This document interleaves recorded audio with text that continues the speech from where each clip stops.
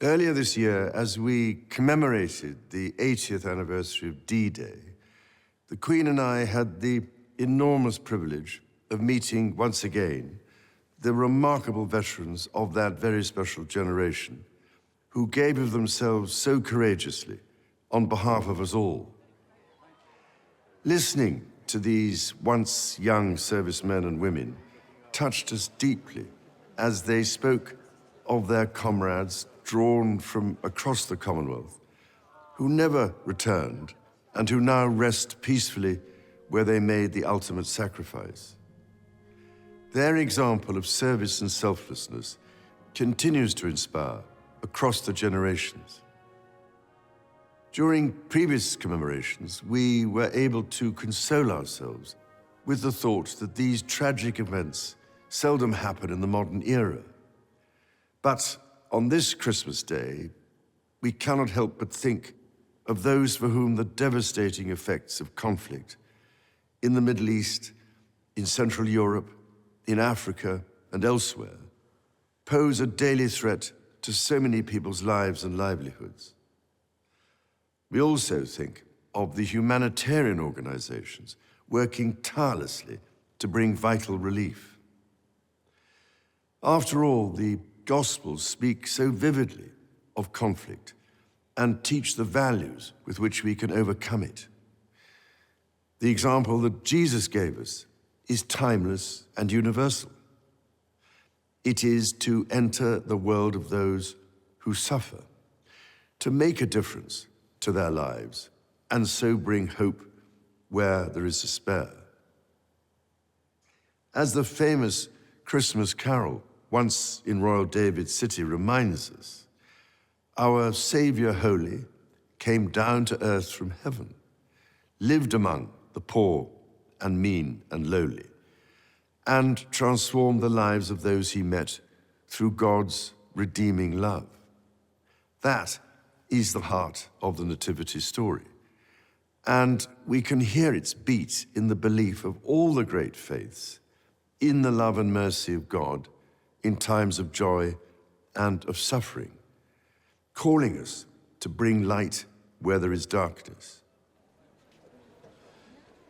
All of us go through some form of suffering at some stage in our life, be it mental or physical.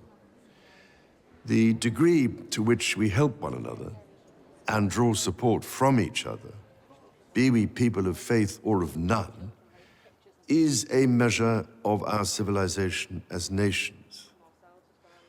This is what continually impresses me as my family and I meet with and listen to those who dedicate their lives to helping others. I am speaking to you today from the chapel of the former Middlesex Hospital in London, now itself a vibrant community space, and thinking especially of the many thousands of professionals and volunteers here in the United Kingdom and across the Commonwealth who, with their skills and out of the goodness of their heart, care for others, often at some cost to themselves. From a personal point of view, I offer special heartfelt thanks to the selfless doctors and nurses who this year have supported me and other members of my family through the uncertainties and anxieties of illness, and have helped provide the strength, care, and comfort we have needed. I am deeply grateful, too, to all those who have offered us their own kind words of sympathy and encouragement. On our recent visit to the South Pacific to attend the Commonwealth Summit, I was reminded constantly of the strength which institutions, as well as individuals, can draw from one another, and of how diversity of culture, ethnicity, and faith provides strength, not weakness. Across the Commonwealth, we are held together by a willingness to listen to each other, to learn from one another, and to find just how much we have in common.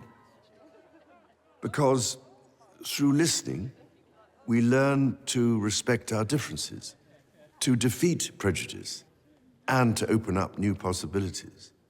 I felt a deep sense of pride here in the United Kingdom when, in response to anger and lawlessness in several towns this summer, communities came together, not to repeat these behaviors, but to repair. To repair not just buildings, but relationships. And most importantly, to repair trust by listening and, through understanding, deciding how to act for the good of all. Again, listening is a recurrent theme of the Nativity story.